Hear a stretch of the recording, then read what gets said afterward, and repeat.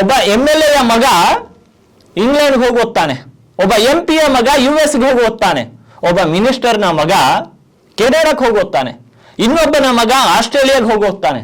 ಆದ್ರೆ ಅದೇ ಕಾರ್ಯಕರ್ತನ ಮಗ ಸರ್ಕಾರಿ ಹಿರಿಯ ಪ್ರಾಥಮಿಕ ಶಾಲೆ ಸೋ ಅಂಡ್ ಸೋ ಅಲ್ಲಿ ಓದ್ತಾನೆ. ಇದು ಒಬ್ಬ ರಾಜಕಾರಣಿಗೆ ಒಬ್ಬ ಕಾರ್ಯಕರ್ತನಿಗಿರುವಂತಹ ಡಿಫ್ರೆನ್ಸ್. ಆದ್ರೆ ಕಾರ್ಯಕರ್ತರಾದವರು ಬಂದಾನಪ್ಪ ನೋಡುವಂತ ಹಾಡ ಹಾಕೊಂಡು ಅಲ್ಲೇ ಇದ್ದಾರೆ. ಅವ್ರ ಮಕ್ಕಳು ಮಾತ್ರ ದೊಡ್ಡ ದೊಡ್ಡ ಬೇರೆ ಬೇರೆ ದೇಶಗಳಿಗೆ ಹೋಗಿ ವ್ಯಾಸಂಗವನ್ನ ಮಾಡಿ ಮತ್ತೆ ನಿಮ್ಮ ಮೇಲೆ ಅಧಿಕಾರ ನಡೆಸ್ಲಿಕ್ಕೆ ಬರ್ತಾ ಇದ್ದಾರೆ. ಇದು ನೈಜ ಸ್ಥಿತಿ. ಆದ್ರೆ ಈ ದೇಶದ ಜನರು ಅದನ್ನು ಮಾತ್ರ ಅರ್ಥ ಮಾಡ್ಕೊಳ್ತಾ ಇಲ್ಲ. ರಾಜಕಾರಣಿ ಅಂದ್ರೆ ದೇವರಂತ ತಿಳಿತಾ ಇದ್ದಾರೆ. ರಾಜಕಾರಣಿಗಳು ದೇವರಲ್ಲ. ಒಂದು ಮಾತನ್ನ ಈ ದೇಶದ ಜನರು, ಈ ರಾಜ್ಯದ ಜನರು ಮೊದಲು ಅರ್ಥ ಮಾಡ್ಕೊಳ್ಬೇಕು. ರಾಜಕಾರಣಿಗಳು ದೇವರಲ್ಲ, ರಾಜಕಾರಣಿಗಳು ಏನು ಮಹಾರಾಜರಲ್ಲ.